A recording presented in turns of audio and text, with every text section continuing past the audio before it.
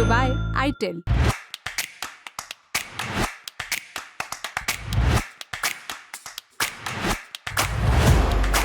नमस्कार, मेरा नाम उपासना है और आप देख रहे हैं द लंदन टॉप का डेली फाइनेंशियल बुलेटिन खर्चा पानी। अमेरिका से गौतम अडानी पर कथित तौर पर रिश्वत देने के आरोपों के बाद अडानी ग्रुप काफी मुश्किलों का सामना कर रहा है। 21 नवंबर को जब ये खबर आई तो अडानी ग्रुप के शेयरों में भूचाल आया था।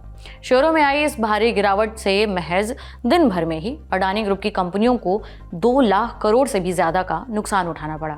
इसके साथ ही गौतम अडानी की अमीरों की लिस्ट में जो नाम है वो भी खसक गए। लेकिन गौतम अडानी पर लगे रिश्वत के आरोपों की आंच सिर्फ अडानी के बिजनेस तक ही सीमित नहीं है, बल्कि अडानी पर लगे आरोपों के चलते देश की सबसे बड़ी सरकारी बीमा कंपनी भारतीय जीवन बीमा यानी LIC को भी भारी नुकसान उठाना पड़ा है। जी हाँ, इन आरोपों के चलते एक दिन में LIC के करीबन 9,000 करोड़ रुपए डूब गए। आप सोच रहे होंगे कि अडानी से LIC का क्या कनेक्शन है, तो आपको पूरी बात तफसील से बताते हैं।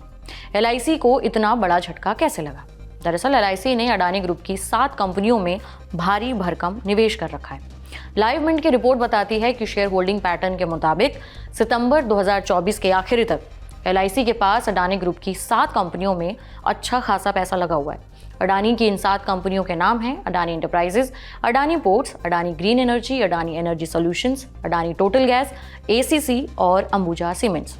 जैसे ही अमेरिका से गौतम अडानी और उनके भतीजे सागर अडानी समेत 7 लोगों पर कथित रिश्वतखोरी के आरोप लगे, उसके बाद 21 नवंबर को भारत के शेयर मार्केट खुलते ही अडानी ग्रुप की कंपनियों में निवेश करने वाले निवेशकों में भगदड़ का माहौल दिखा। इससे अडानी के शेयरों में भारी गिरावट आई। कारोबार के दौरान ग्रुप की कंपनियों के शेयरों में 23% तक की भारी गिरावट दिखी गई। इस वजह से LIC को भी भारी नुकसान हुआ। शेयर मार्केट के आंकड़ों के अनुसार LIC का अडानी कंपनियों में किया गया निवेश 8,720 करोड़ रुपए घट गया। जब नुकसान करोड़ों में हुआ तो पता चलता है कि LIC ने अडानी ग्रुप की कंपनियों में अच्छा खासा पैसा लगा रखा है। अब जानते हैं कि अडानी की 7 कंपनियों में सबसे ज्यादा LIC को किसने झटका दिया। लाइव मिंट की रिपोर्ट के मुताबिक अडानी पोर्ट्स ने LIC को सबसे ज्यादा चपत लगाई है। ISE पर उपलब्ध ताजा आंकड़ों के मुताबिक 30 सितंबर 2024 तक LIC की अडानी पोर्ट्स में 7.86% हिस्सेदारी थी। इसी तरह अडानी ग्रुप की फ्लैगशिप कंपनी अडानी एंटरप्राइजेज में आई भारी गिरावट से LIC को करीबन 3,000 करोड़ रुपए का नुकसान हुआ। अडानी ग्रुप की एक और कंपनी जिसके चलते LIC को भारी झटका लगा वो थी अंबुजा सीमेंट। इस कंपनी में LIC को 822 करोड़ 34 लाख रुपए गंवाने पड़े। इसके अलावा अडानी टोटल गैस में LIC को करीबन 463 करोड़ रुपए का लॉस हुआ। वहीं अडानी एनर्जी सॉल्यूशंस में LIC की शेयर होल्डिंग का मूल्य 716 करोड़ 50 लाख रुपए घट गया। साथ ही जिस कंपनी को लेकर अमेरिका में अडानी पर रिश्वतखोरी के आरोप लगाए गए हैं यानी अडानी ग्रीन एनर्जी, उसमें LIC की 1.36% हिस्सेदारी है। इस कंपनी के शेयरों में आई जोरदार गिरावट के चलते LIC को करीबन 572 करोड़ रुपए का नुकसान हुआ, जबकि अडानी ग्रुप की सीमेंट कंपनी ACC के शेयर टूटने से LIC का इस कंपनी में किया गया निवेश मूल्य करीबन 191 रुपए घट गया। हालांकि शेयर मार्केट में नोशनल लॉस होता है, क्योंकि जब बाजार में तेजी लौटती है तो शेयरों का भाव और कंपनियों की मार्केट वैल्यू बढ़ भी जाती है। खैर, ये तो हो गई सरकारी बीमा कंपनी LIC की बात। अडानी पर लगे कथित घूस देने की आरोप की बात सामने आने के बाद LIC के अलावा 21 नवंबर को सरकारी बैंकों को भी भारी नुकसान हुआ। इकोनॉमिक टाइम्स की एक रिपोर्ट में कहा गया है कि अडानी ग्रुप को लोन बांटने वाले सरकारी बैंक मसलन state bank of India, Punjab national bank और कैनरा बैंक के शेयरों में 21 नवंबर को भारी गिरावट देखी गई। इन बैंकों के शेयर 5% तक गिर गए। गुरुवार यानी 21 नवंबर को निफ्टी PSU बैंक इंडेक्स 2.7% तक नीचे आ गया था। पंजाब नेशनल बैंक के शेयर 4.5%, जबकि बैंक ऑफ बड़ौदा के 3.7% गिरकर बंद हुए थे। इसी तरह कैनरा बैंक और स्टेट बैंक ऑफ इंडिया के शेयर करीबन 3% नीचे आ गए। लेकिन 22 नवंबर को शेयर मार्केट में आई जोरदार तेजी के बाद इन सरकारी बैंकों के शेयरों में अच्छी रिकवरी दिखी। उदाहरण के लिए शुक्रवार को SBI का शेयर करीबन 4.5% ऊपर जाके बंद हुआ। वहीं इकोनॉमिक टाइम्स की रिपोर्ट में बताया गया है कि अडानी पर अमेरिका में जो आरोप लगे हैं उनकी वजह से देश के सरकारी बैंकों पर शॉर्ट टर्म और लॉन्ग टर्म दोनों तरह का असर पड़ सकता है। माने 22 नवंबर को भले ही इन बैंकों के शेयर चढ़ गए हों, लेकिन ये रिपोर्ट बताती है कि आने वाले कुछ दिनों में और लंबी अवधि में अडानी के आरोपों का साया इन बैंकों को भी परेशान कर सकता है। ईटी की रिपोर्ट बताती है कि 31 मार्च 2024 तक अडानी ग्रुप 2,41,000 करोड़ रुपए के कर्ज में था। इसमें से 88,000 करोड़ रुपए से ज्यादा का कर्ज अडानी ग्रुप ने भारत के बैंकों से ले रखा था।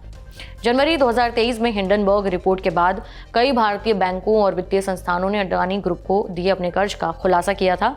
देश के सबसे बड़े बैंक यानी भारतीय स्टेट बैंक ने उस समय अडानी ग्रुप को लगभग 27,000 करोड़ का कर्ज देने की बात बताई थी। इसी तरह एक्सिस बैंक ने 9,220 करोड़ रुपए के लोन की जानकारी दी थी। उस समय LIC का अडानी ग्रुप में सबसे ज्यादा करीबन 40,000 करोड़ का एक्सपोजर था। हालांकि इसका अधिकांश हिस्सा इक्विटी में था, यानी LIC ने अडानी के शेयरों में पैसा लगा रखा था। उस समय LIC ने बताया था कि अडानी के शेयरों में उसका कुल निवेश 30,130 करोड़ रुपए है, जबकि केवल 5,790 करोड़ रुपए कर्ज के तौर पर दिए गए हैं। वहीं बैंक ऑफ बड़ौदा ने 5400 करोड़ और पंजाब नेशनल बैंक ने 7,000 करोड़ का कर्ज देने की बात जाहिर की थी। प्राइवेट सेक्टर के इंडसइंड बैंक ने भी अडानी ग्रुप को 4,150 करोड़ रुपए का लोन देने की जानकारी दी थी। बता दें कि समाचार एजेंसी रॉयटर्स के मुताबिक अमेरिका में गौतम अडानी और उनके भतीजे सागर अडानी समेत 7 अन्य लोगों पर धोखाधड़ी के कई आरोप लगाए गए हैं। अमेरिकी अधिकारियों का कहना है कि गौतम अडानी और इन लोगों ने मिलकर भारत के सरकारी अधिकारियों को लगभग 265 मिलियन डॉलर की रिश्वत दी, रुपए में करीबन 2240 करोड़। आरोप है कि यह रिश्वत इसलिए दी गई ताकि उन्हें भारत के अलग अलग राज्यों में बिजली वितरण कंपनियों से सोलर एनर्जी प्रोजेक्ट्स के कॉन्ट्रैक्ट मिल सके। कथित तौर पर यह रिश्वत 2020 और 2024 के बीच दी गई। कहा गया है कि अडानी ग्रुप को ये एनर्जी कॉन्ट्रैक्ट हासिल करके अगले 20 सालों में करीबन 2 अरब डॉलर, रुपए में करीबन 17,000 करोड़ रुपए मुनाफा आने की उम्मीद थी। अमेरिकी प्रोसिक्यूटर्स ने और क्या आरोप लगाए हैं? इसके अलावा जब कथित रिश्वत भारत में दी गई तो इस मामले में अमेरिकी एजेंसियां क्यों इतनी दिलचस्पी दिखा रही हैं? इस बारे में हमने खर्चा पानी के 867वें एपिसोड में विस्तार से बात की थी। इसका लिंक आपको डिस्क्रिप्शन में मिल जाएगा। कथित रिश्वत की बात सामने आने के बाद गुरुवार 21 नवंबर को अडानी ग्रुप की 10 लिस्टेड कंपनियों के मार्केट कैप 2 लाख करोड़ से भी ज्यादा नीचे आ गया। इन आरोपों के कारण अडानी ग्रुप के शेयरों को लेकर निवेशकों में इतनी घबराहट देखने को मिली कि 2030 की शुरुआत में हिंडनबर्ग की रिसर्च रिपोर्ट आने के बाद से ये दूसरी बार है जब अडानी ग्रुप के शेयर इतनी बुरी तरह गिरे हैं। इससे पहले जब जनवरी 2023 में अमेरिकी शॉर्ट सेलर हिंडनबर्ग की रिपोर्ट आई थी, उस समय भी अडानी ग्रुप के कंपनियों की मार्केट वैल्यू लगभग 1 लाख करोड़ रुपए घट गई थी। इसके अलावा गौतम अडानी की कुल संपत्ति में भारी गिरावट आई है। लाइव मिंट की पत्रकार निकिता प्रसाद की रिपोर्ट बताती है कि 21 नवंबर को महज एक ही दिन में उनकी कुल संपत्ति में 10.5 अरब डॉलर की गिरावट आई है। इसके चलते गौतम अडानी फोर्ब्स की रियल टाइम बिलियनियर्स सूची में 22वें स्थान से खिसककर 25वें स्थान पर आ गए थे। Forbes real time billionaire index के अनुसार भारत के दूसरे सबसे अमीर बिजनेसमैन गौतम अडानी की कुल संपत्ति अब 59.3 बिलियन डॉलर, रुपए में 5,616 करोड़ रुपए आंकी गई है। हालांकि 22 नवंबर को जब हम ये खर्चा पानी का एपिसोड लिख रहे थे, उस समय अडानी ग्रुप के ज्यादातर शेयर 3-4% की तेजी के साथ कारोबार कर रहे थे। आज के बुलेटिन में इतना ही। आपके लिए बुलेटिन लिखा था हमारे साथी प्रदीप यादव ने। कैसी लगी आपको ये जानकारी जरूर बताएं कमेंट बॉक्स में। देखते रहिए द लल्लन टॉप। अपना और अपनों का ख्याल रखिए। शुक्रिया।